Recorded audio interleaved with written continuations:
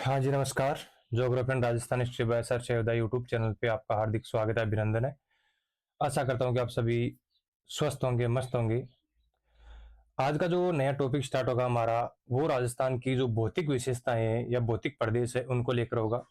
इसमें हमें देखना है कि राजस्थान की जो भौतिक विशेषताएं हैं, यानी कि हमारे पहले 33 जिलों की जगह 41 जिलों की लोकेशन, उनका नामकरण, उनके सीमावर्ती जिले, अंतर्राष्ट्रीय सीमा पर स्थित जिले, इनका हमारा जो अध्ययन हुआ है अक्षांश देशांतरों का, या हम बात करें पाकिस्तान की रेड क्लिफ को लेकर, इनका हमारा जो टॉपिक हुआ क्लियर हुआ है। इसके बाद में जो अगला जो नेक्स्ट टॉपिक आ रहा है अपने इस अध्ययन की कड़ी में, दूसरे नंबर का जो टॉपिक आता है वो आता है राजस्थान के भौतिक प्रदेश। सबसे टफ माने, सबसे लंबा टॉपिक माने तो सबसे बड़ा टॉपिक की बात करें, सबसे बड़ा टॉपिक भौतिक प्रदेश ही है। राजस्थान की ज्योग्राफी में जितने भी टॉपिक हम पढ़ते हैं उनमें से जो भौतिक प्रदेश है, ये जो पार्ट है वो सबसे लंबा है। भौतिक प्रदेश का विभाजन जो किया गया है 4 भागों में, तो इसे हम आप 4 टॉपिक ही मान सकते हो, क्योंकि भौतिक प्रदेश का जो पार्ट है राजस्थान की ऑल ज्योग्राफी में सबसे बड़ा टॉपिक है। तो आइए बात करते हैं राजस्थान की भौतिक विशेषताएं।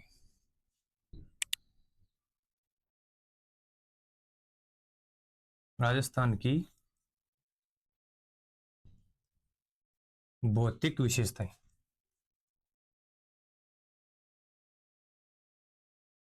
यानी कि राजस्थान की जो भौतिक विशेषताएं की भौतिक की बात करते क्या होता है। भौतिक वो है कि जो हमें राजस्थान के अंदर जो हमें प्रत्यक्ष आंख से दिखाई दे रहा है, जिसका निर्माण प्रकृति द्वारा हुआ है। भौतिक का मतलब हुआ है कि भूमि के द्वारा, या हम बात करें प्रकृति के द्वारा जिसका निर्माण किया गया है वो है भौतिक। ठीक है। हम जिस प्रकार से जैसे पर्वत देखते हैं, मरुस्थलीय क्षेत्र को देखते हैं, मैदानी क्षेत्र को देखते हैं, पठारी क्षेत्र को देखते हैं, तो इसका किसी मानव ने तो इनका निर्माण किया नहीं है, यानी प्रकृति ने स्वयं में इनका क्या किया, निर्माण किया है। तो इसी प्रकार देखते हैं कि भौतिक प्रदेशों जो प्रकृति ने स्वयं उनको क्या किया, उत्पादित किया है। अब बात करते हैं इनके भौतिक विभाजनों की। तो जो सर्वप्रथम इनका जो विभाजन है वो क्या था, वीसी मिश्रा ने, वीसी मिश्रा ने, इनकी पुस्तक थी राजस्थान का भूगोल, राजस्थान का भूगोल। इस भूगोल, राजस्थान के भूगोल में देखते हैं इन्होंने जो विभाजन किया वो कितने भागों में किया है, 7 भागों में। 7 इनके भौतिक स्वरूप बताए किसके, राजस्थान के। लेकिन इन्होंने जो 7 प्रकार बताए, अब हम देखें समय के अनुसार, समय के अनुसार भौतिक स्वरूप का अपर्दन, निक्षेपण, अपक्षय, इन सभी क्रियाओं द्वारा जो भौतिक स्वरूप राजस्थान को दिया गया है, उनके आधार पर, मोटे आधार पर देखें तो राजस्थान को 4 भौतिक प्रदेशों में माना गया है। इन्होंने जो मिश्र है इन्होंने बताया था 7 प्रकार के विभाजन, लेकिन इसको हम मोटे तौर पे देखें, यानी कि मेन आधार पे देखते हैं, अन्य भूगोलवेताओं के आधार पर देखते हैं, तो राजस्थान में जो अपर्दन है, निक्षेपण है, अन्य जो क्रियाएं हुई उनके आधार पर देखते हैं, तो राजस्थान को मुख्यतः 4 भौतिक प्रदेशों में विभाजित किया जाता है। उन भौतिक प्रदेशों में निर्माण के अंदर जो अपर्दन है, अपक्ष है, निक्षेपण है, इन सभी क्रियाओं को किया जाता है, समूह है, सम्मिलित किया जाता है। तो राजस्थान के भौतिक स्वरूप में देखते हैं 4 जो विभाजन है इसके, 4 भौतिक प्रदेश। सर्वप्रथम बात करते हैं जो सबसे लंबा जो भौतिक प्रदेश, सबसे पहले उसी की चर्चा होती है, तो उसका नाम आता है पश्चिमी मरुस्थलीय प्रदेश। ठीक है। 2 नंबर पे बात करते हैं तो अरावली पर्वतीय प्रदेश। अब देखिए इनमें 2 चीज समानता रहेगी। अरावली जो पर्वतीय प्रदेश है राजस्थान के लगभग मध्य में, तो इसके पश्चिम में मरुस्थलीय प्रदेश आ जाएगा, पूर्व में मैदान आ जाएगा, दक्षिण में बात करें दक्षिण का पठारी क्षेत्र आ जाएगा। तीसरे नंबर पे बात करते हैं उत्तर का विशाल मैदान। ठीक। यानी कि पहले बात करते हैं जो पर्वतीय प्रदेश है, पश्चिम मरुस्थलीय प्रदेश, अरावली पर्वतीय प्रदेश, और फिर तीसरे नंबर पे कौन सा आता है, उत्तर का विशाल मैदान। अब चौथे नंबर पे देखते हैं तो दक्षिणी पूर्वी पठारी प्रदेश। ठीक है। तो मोटे तौर पे देखिए तो अब जैसे मान लीजिए हम देखते हैं कि अपर्दन, निक्षेपण और जो अपक्षय क्रिया उसके द्वारा कैसे निर्माण हुआ। मरुस्थलीय प्रदेश है, बलुई क्षेत्र है, तो यहाँ पे जो मिट्टियां क्या करता है, अपर्दन होता है। अरावली पर्वतीय प्रदेश है, तो ये कमजोर होकर अपक्षय अपनी जगह टूट के क्या खंडित हो रही है, तो इनका फिर क्या गया, अपर्दन किया जा रहा है। उत्तर का विशाल जो मैदान है, नदियों द्वारा नई मिट्टी लाके अपर्दन के निक्षेपण किया जा रहा है, तो इसी मैदानों का निर्माण हो रहा है। और जो दक्षिणी पूर्वी पठारी प्रदेश है, तो ज्वालामुखी के दरारी उद्भेदन से इनका निर्माण हुआ, किसका? दक्षिणी पूर्वी पठारी प्रदेश। अब बात करते हैं इनमें जो ये 4 भौतिक प्रदेश है, इनमें देखते हैं इनका जो हिस्सा कितना प्रतिशत है राजस्थान के कुल क्षेत्रफल में। ये बात करें इनका क्षेत्रफल, इधर बात करेंगे किसकी? जनसंख्या की। ठीक, तो मरुस्थलीय प्रदेश का देखते हैं तो भारत के जो भौतिक प्रदेश राजस्थान के 4 भौतिक प्रदेशों में देखते हैं, सबसे बड़ा जो भौतिक प्रदेश है वह पश्चिमी मरुस्थलीय प्रदेश। इसका जो लगभग प्रतिशत है 61.11%। ठीक है, फिर अरावली की देखते हैं तो अरावली का जो हिस्सा आता है वो आता है लगभग 9%। उत्तर के विशाल मैदान का देखते हैं कि इसका जो क्षेत्रफल है वो कितना है, तो इसमें देखते हैं उत्तर के विशाल मैदान का तो वो आता है कितना? 23%। दक्षिण पूर्वी पठारी प्रदेश का देखते हैं तो इसका आता है 6.89%। इसको मैप पर भी देखेंगे अभी। पश्चिम जो मरुस्थलीय प्रदेश है, इसमें जनसंख्या की बात करें कि इसमें कितनी जनसंख्या निवास करती है, तो यहाँ पे 40% जनसंख्या निवास करती है। कहाँ पे? पश्चिमी मरुस्थलीय प्रदेश में। अरावली प्रदेश में बात करते हैं, यहाँ पे 9% का भूभाग है, इसमें जनसंख्या निवास करती है 10%। उत्तर का जो विशाल मैदान है, सर्वाधिक जनसंख्या का जमाव यहाँ पे पाया जाता है। 23% भूभाग है, यहाँ पर जनसंख्या पाई जाती है लगभग 39%। ठीक है, दक्षिण पूर्वी पठारी प्रदेश है, यहाँ का जो क्षेत्रफल है 6.89%, इसमें जनसंख्या पाई जाती है कितने? लगभग 11%। ठीक है, अब इसमें 2 चीजें देखते हैं। मरुस्थलीय प्रदेश भाग किसका है? 33 सागर का। 33 सागर का।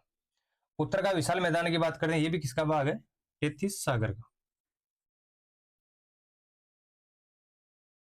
ठीक है, अब बात रह गई 2 की, अरावली प्रवृत्ति प्रदेश और दक्षिणी पूर्वी पठारी प्रदेश। ये जो पठारी प्रदेश है, ये दोनों किसके भाग है? गोंडवाना लैंड की।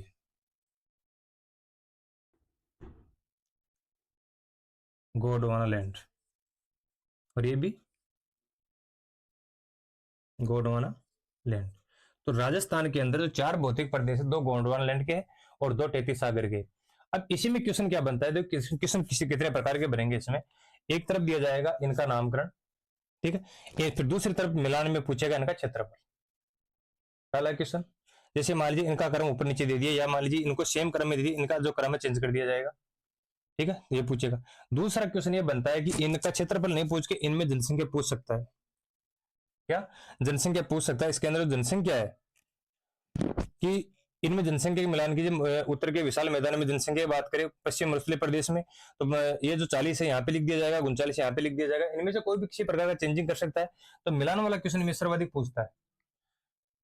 4 भौतिक प्रदेशों में अगर क्वेश्चन पूछा जाता है तो वो क्वेश्चन पूछा जाता है मिलान के आधार पर। पहली बात ये याद रखना है कि राजस्थान के भौतिक प्रदेशों का अगर विभाजन को लेकर क्वेश्चन पूछेगा तो वो क्वेश्चन पूछेगा मिलान को लेकर के, चाहे जनसंख्या की मिलान की बात करें चाहे क्षेत्रफल की मिलान की बात करें। तो इनको याद रखना। पश्चिम मरुस्थलीय प्रदेश में 61.11% क्षेत्रफल है, 40% जनसंख्या। अरावली पर्वतीय प्रदेश में 9% क्षेत्रफल है और यहाँ पे 10% जनसंख्या है। उत्तर के विशाल मैदान में बात करें 23% इसका क्षेत्र है और 39% जनसंख्या निवास करती है। दक्षिण पूर्वी पठारी प्रदेश की बात करें तो यहाँ पर 6.89% क्षेत्रफल है और यहाँ पे जनसंख्या पर निवास करती है 11%। सर्वाधिक कंफ्यूज करने वाली चीजें कौन सी जगह आएगी? एक तो 9% में और एक आएगी 6.89% में। जनसंख्या की बात करेंगे, यहाँ पे जनसंख्या कम आएगी और यहाँ पे जनसंख्या बढ़ जाएगी। ठीक है, ये 2 चीजें आपको कंफ्यूज करने वाली है। क्वेश्चन अगर ऐसे पूछे पश्चिम मरुस्थलीय प्रदेश में जनसंख्या को लेकर पूछे तो सर्वाधिक आपको यहाँ से पश्चिम की तरफ से स्टार्ट होना है। भौतिक प्रदेशों को आपको इसी क्रम में याद रखना है। पश्चिम मरुस्थलीय प्रदेश, अरावली, पूर्वी मैदान और दक्षिण पूर्वी पठारी प्रदेश। तो पश्चिम मरुस्थलीय प्रदेश की बात करें तो 61.11% जनसंख्या भी यहाँ पे सर्वाधिक क्षेत्रफल, सर्वाधिक जनसंख्या। अरावली की बात करते हैं तो 9, यानी कि अरावली लगभग मध्य में राजस्थान के 9% भूभाग तो 10% जनसंख्या। विशाल मैदान की बात करते हैं तो सर्वाधिक जनसंख्या का जमा पाया जाता, क्षेत्रफल कम, जनसंख्या अधिक। यानी यहाँ पे 61 में 11, 40%, यहाँ पे 23 में 39%। दक्षिण पूर्वी पठारी प्रदेश की देखें तो 6.89 और यहाँ पे जनसंख्या कितनी निवास कर रही है? 11 निवास कर रही है। अब देखिए इसमें देखना क्या एक चीज और कॉमन है, सर्वाधिक जनसंख्या, फिर इससे सर्वाधिक क्षेत्रफल, फिर इससे कम, फिर वापस बढ़ गया और फिर वापस बढ़ गया।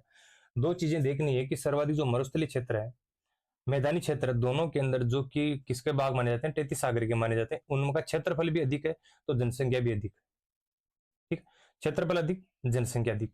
फिर बात करते हैं यहाँ पे अरावली और दक्षिण पूर्वी पठारी प्रदेश। ठीक है, ये गोंडवाना का हिस्सा है, गोंडवाना का हिस्सा होने से यहाँ का क्षेत्रफल कम और जनसंख्या भी कम। तो अरावली में 9 है तो यहाँ पे 10 बढ़ा देना, यहाँ पे 6.89 तो यहाँ पे कितने 11 है। संपूर्ण पृथ्वी के 3 भाग हुए हैं, अंगारा लैंड, गोंडवाना लैंड और 33 सागर। किस प्रकार हुए हैं वो आपको बता देता हूँ। ये मान लीजिए सर्वप्रथम पृथ्वी का निर्माण हुआ तो यहाँ पर जो स्थलीय भाग था उसका नाम था पेंजिया, और ये चारों तरफ जो जलीय क्षेत्र था इसका नाम था पेंथालासा। पेंथालासा, ठीक है। सर्वप्रथम जब पृथ्वी का निर्माण हुआ तो मध्य में जो पृथ्वी थी उसका जो स्थलीय भाग था उसका नाम था पेंजिया, चारों तरफ जो जलीय क्षेत्र था इसका नाम था क्या, पेंथालस। समय के अनुसार धीरे धीरे पेंजिया के 2 खंड हुए, यहां से 2 खंड हुए। जैसे मान लीजिए इस डायग्राम में देख लीजिए आप,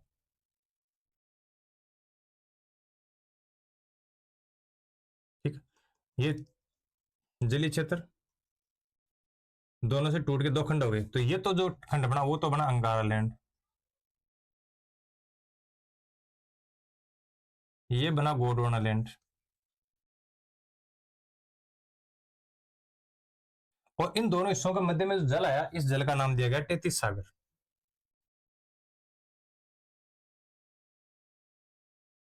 फिर क्या हुआ, समय के साथ में 33 सागर नाम दे दिया गया। ये 33 सागर की जब वर्तमान में जो हमारा हिमालय है वो स्थित है, इस 33 सागर में धीरे धीरे नदियों द्वारा क्या कर दिया गया, अवसाद का जमाव कर दिया गया, और ये 33 सागर समय के अनुसार क्या अवसादों से भर के परिपूर्ण हो गया। जब ये परिपूर्ण हुआ तो समुद्र का जल खारा रहता, उसके अवशेष के रूप में भी राजस्थान के जो पश्चिम मरुस्थलीय प्रदेश है वहां पर खारे प्रकार की यानी खारी हमें झीलें देखने को मिलती है। तो खारी झीलें कहाँ पे पाई जाती है, पश्चिम मरुस्थलीय प्रदेश में। वहां पे वर्षा कम होती है तो वहां पे जो खारा जल उसका प्रभाव ज्यादा रहता है। पूरी मैदानी में देखें तो 33 सागर के अवशेष है, मैदानी क्षेत्रों के अवशेष है।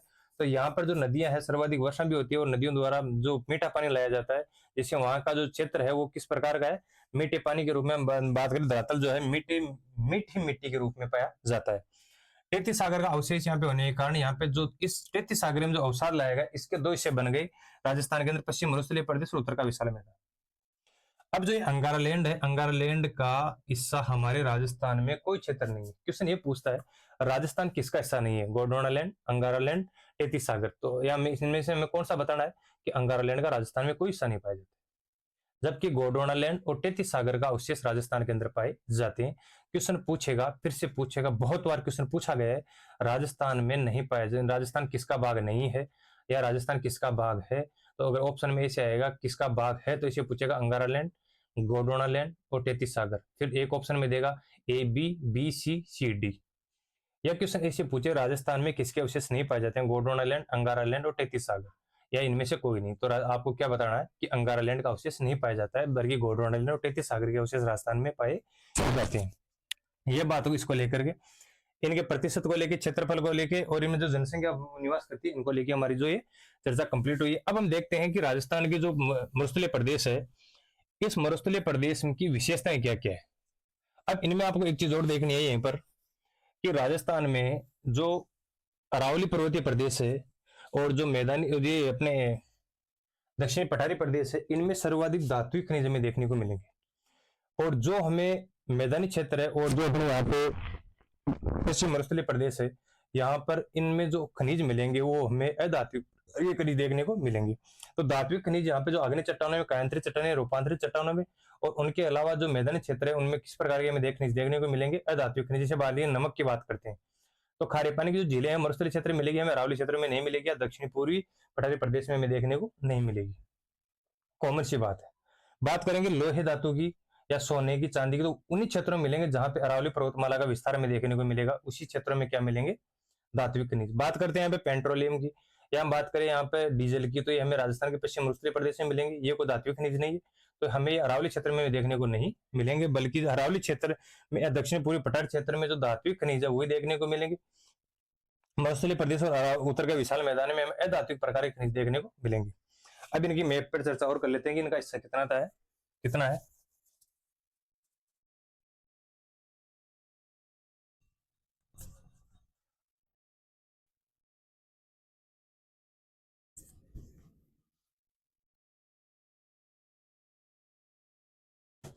यहां पर देखते हैं राजस्थान के छोटा सा मानचित्र बना के।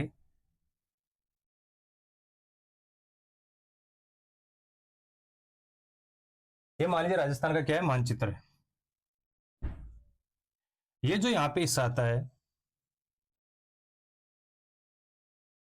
ये तो है कौन सा, पश्चिमी मरुस्थलीय प्रदेश। ये आता है कौन सा, अरावली। यहां पर बात कर लेते हैं, ये कौन सा आ गया, पूर्वी मैदानी दक्षिणी पूर्वी पठारी भाग।